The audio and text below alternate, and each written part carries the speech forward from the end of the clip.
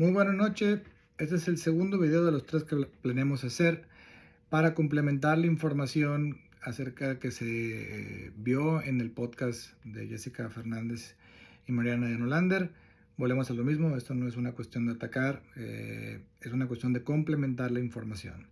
En este video lo que buscamos es ayudar a entender mejor el marco teórico, que quiere decir la teoría de los conceptos médicos que se mencionaron, porque sí hubo varios conceptos que estaban un poco muy equivocados.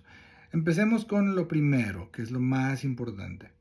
En medicina no hablamos de experiencias, hablamos de evidencia. Todas las cosas que se hacen, los medicamentos, los procedimientos, todo es en base a evidencia. Ese es el estándar internacional. Para los activistas, obviamente, el ver muchos casos se convierte en algo importante porque es una experiencia de muchas gentes y entendemos la confusión de que eso es muy válido. Pero en medicina no podemos guiarnos por experiencias, nos guiamos por evidencia. Entonces, segundo, viene la cuestión esta del eterno debate de si la obesidad es una enfermedad o no. Eso no lo vamos a comentar aquí. Hay otro video que vamos a terminar de hacer para poder explicar esto. Y la controversia del índice de masa corporal. Entonces, en el activismo, la obesidad no es una enfermedad porque el IMC es un parámetro arcaico, erróneo, racista, clasista, misógino, etc, etc. Y eso tiene algo de razón. El IMC es una herramienta deficiente, no es una herramienta perfecta, tiene sus deficiencias. Pero es algo muy parecido como por ejemplo el sistema métrico inglés.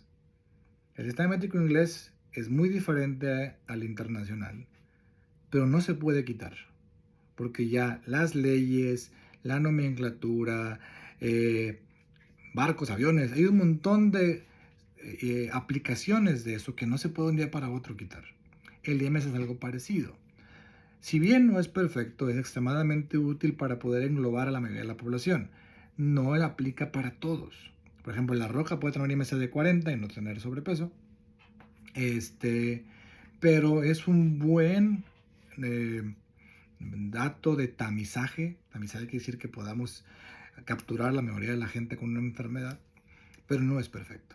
¿Hay cosas mejores? Claro que sí. Está el análisis corporal por bioimpedancia, está y poder sacar porcentaje de grasa visceral, que para nosotros es lo más importante ahorita. Hay escalas como la escala de Edmonton, la escala de Ugale, que el problema es que su implementación es muy difícil. Entonces, al día de hoy, el IMC seguirá siendo la mejor herramienta para hablar de obesidad. Además, que toda la literatura del mundo desde los últimos 100 años, porque el IMC se inventó en 1800, finales de 1800, entonces toda la literatura está en base al IMC. Y la otra controversia es que la cirugía bariátrica es una cirugía estética, no es una cirugía estética. Pero si la obesidad no es una enfermedad, pues se pudiera pensar que esto se hace por estética. Aunque en algunos casos muy comunes, las personas se operan por motivos estéticos, que eso lo veremos en el siguiente video. Muy bien, y hablando ya de cuestiones un poquito más precisas. Se hablaba de que la manga gástrica se había inventado como una cirugía para cáncer. Incorrecto, la cirugía de manga se inventa como el primer paso de una cirugía que se llama derivación biliopancrática, donde se hacía una manga y luego se le pegaba el intestino a la manga. Y a finales de los 90 y durante la década del 2000, el doctor Michel Gagné, en Canadá, hizo una serie de estudios para ver si la pura manga era suficiente para usarlo como un procedimiento único, con buenos resultados y pocas complicaciones. Y así es como se aplica la manga. Estos protocolos se dan desde el 2003 al 2010. En Monterrey, como les comentaba, apenas en el 2008, 2010 se empezaron a hacer las mangas ya de manera experimentada. En 2009 en Costa Rica me causa un poquito de incertidumbre saber si había experiencia suficiente para hacer esa manga o no. Que eso es parte del problema que comentamos en el video pasado. Muy bien. Y la otra cuestión que mencionaban era las enfermedades que se causan con el bypass, que el hipotiroidismo, que la fibromialgia o que la cirrosis. Las tres son incorrectas, no se causa hipotiroidismo con una cirugía bariátrica siempre y cuando esté el paciente bien suplementado. Si no tiene aporte de yodo, sí puede afectar la función de la tiroides. La fibromialgia, les comentaba hace rato en la tarde, me acabo de echar un clavado a PubMed, no hay ningún reporte, no hay ningún artículo que mencione la relación de la fibromialgia con la cirugía bariátrica. Hay artículos que mencionan que los problemas autoinmunes o los problemas reumatológicos se controlan mejor con la cirugía. Y la cirrosis es al revés. Al día de hoy, una herramienta para mejorar el daño hepático es la cirugía bariátrica. Entonces, no al revés. ¿Puede dar cirrosis una cirugía mal seguida, mal orientada? Sí, después de muchos años de desnutrición, sí pudiera haber, pero son casos esporádicos y requieren de eso, de no tener un adecuado seguimiento. Muy bien, esta cuestión del duodeno que se corta, no se corta, se puentea. Es importante el duodeno, sí, porque absorbe muchos nutrientes, entre ellos el hierro, por ejemplo, pero con el paso de los años el yeyuno lo puede volver a absorber. Y esta cuestión de la desnutrición crónica. Al día de hoy, esta cuestión de la desnutrición crónica pues, se ve más en el adulto, la tercera edad. Sí puede haber pacientes con desnutrición después de una cirugía bariátrica si no tienen una adecuada asesoría. Y es por eso que es importante diferenciar las cirugías como de cirugías que no son estéticas. Esto no es una liposucción, esto no es ponerse boobies. Es un tratamiento médico como la quimioterapia, como la insulina, como la metformina, y se requiere tener responsabilidad. El problema, como lo platicábamos en el video pasado, es que muchas de las personas no tienen esa información. Y es parte de lo que Mariana pelea, que a la gente no se le informa, y es correcto. Eso es correcto. Muy bien, ¿qué otra cuestión? La transferencia por alcoholismo. Ella menciona que no es transferencia por el tiempo en que se presenta. Ojo, el consumo de alcohol en un paciente bariátrico, por más negligente que pueda ser el seguimiento, generalmente se hace después de los 3 meses. El paciente ni siquiera se siente bien tomando alcohol, por eso no consume alcohol. Alguno que otro sí quiere ya pistear desde los 15 días. Entonces, generalmente sí es una transferencia, es el intercambiar el alimento por otra cosa. Y lo de que el alcohol es como heroína y sí es completamente absurdo, no hay manera de que... Sí, los dos son depresores del sistema nervioso, pero el alcohol tiene un efecto específico, una farmacología específica, y la heroína es un narcótico, entonces no se comparan. Se absorbe más rápido, sí, el paciente se puede embriagar más rápido, sí, pero no tienen nada que ver una cosa con la otra.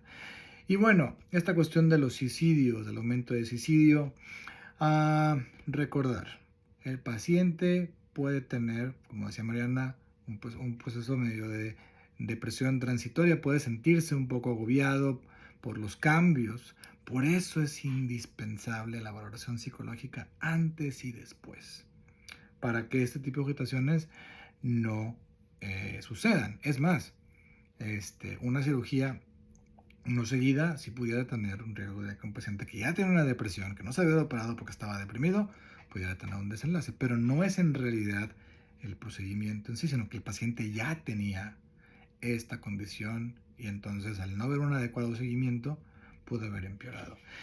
Y los suplementos caros, los 12,000 pesos que se gastan, pues no. Aquí hay una cuestión importante. Aparentemente Mariana no tuvo suplementación muchos años y eso genera, sí, un deterioro de las funciones de absorción a nivel intestinal, etc. Entonces, sí puede ser que después de la cirugía de bypass se haya tenido mucho problema para poder llegar a niveles correctos. Por un paciente que suplementa desde el principio, con 2 tabletas de Centrum, una tableta de hierro y una tableta de calcio, y comiendo una buena cantidad de proteína, no quiere decir que en polvo, puede ser comiendo. Es suficiente. No hay necesidad. Ayer le decía a un paciente, con 900 pesos, lo buscamos en Google, cuánto costaba cada cosa, en 900 pesos. Y el calcio eran 180 tabletas. Entonces, pues no es ni siquiera mensual. Entonces, no es algo tampoco tan dramático. Sí es correcto lo que decían de que la cirugía bariátrica en pacientes de escasos recursos no es buena idea. Yo trabajé para el gobierno del estado, yo hice una clínica bariátrica para el gobierno del estado, y una cosa que teníamos en el proceso era trabajo social, que el paciente pudiera costear el seguimiento. Eso sí es importante, hay que tenerlo en cuenta.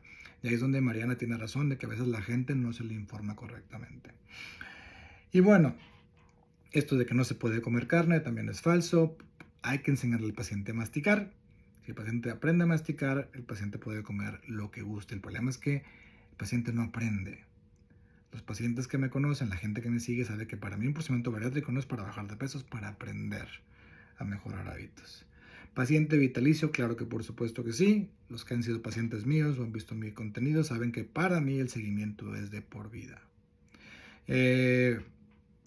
Y bueno, la parte de que no hay muchos estudios científicos de la cirugía, completamente equivocado. Hay 2 journals de alto impacto científico, que es Obesity Surgery y SWORD, que son específicamente de cirugía bariátrica. Lancet constantemente comparte contenido, artículos de cirugía bariátrica muy seguido, entre ellos el Stampede, que es el artículo mejor hecho en la historia de la cirugía bariátrica, donde se confirma que la cirugía bariátrica es mucho mejor que la dieta y los medicamentos para el control de diabetes, cosa que ahorita decía Mariana de que no había tal control, es problema de que no comen azúcar. Ahí sí, la persona que le dijo a Mariana ese comentario, yo creo que no tiene muy buenas bases de,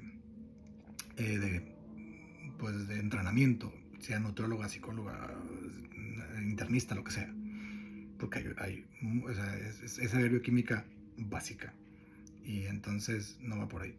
Y bueno, y la cuestión esta de que pues la verdadera respuesta del procedimiento es hacer cambios de hábito, hacer ejercicio de fuerza, trabajar salud emocional, estar a gusto con nuestro cuerpo, alejarnos de un TCA y no buscar hacer dietas extremas. Y eso es correcto. Y eso es lo que el día de hoy la mayoría de los centros de excelencia promueven, que el paciente cambie hábitos.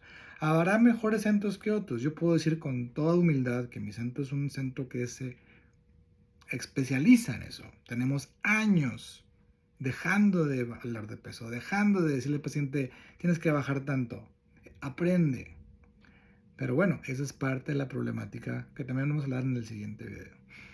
Y bueno, la cuestión de la luna de miel, para terminar. La luna de miel existe, por eso es que el paciente no se le orienta a bajar de peso, se le debe orientar a mejorar hábitos. Sabemos que este es un concepto que tiene pocos años, alguien que superó hace 15, 20 años nunca le dijeron eso, pero así es la ciencia se va mejorando a sí misma. Entonces no es culpa ni de los pacientes ni de los doctores, simplemente esto ha ido perfeccionando el día de hoy. Y último detalle, más para terminar, cirugía en adolescentes lo voy a tocar de lleno en otro video, porque es otro tema súper interesante, súper amplio. El por qué las guías de la APA, las guías de la IFSO y de la CMBS del 2022 disminuyen hasta los 12 años el límite inferior para un paciente. Platicaremos de eso un poquito más a detalle. Saludos y nos vemos en el siguiente video.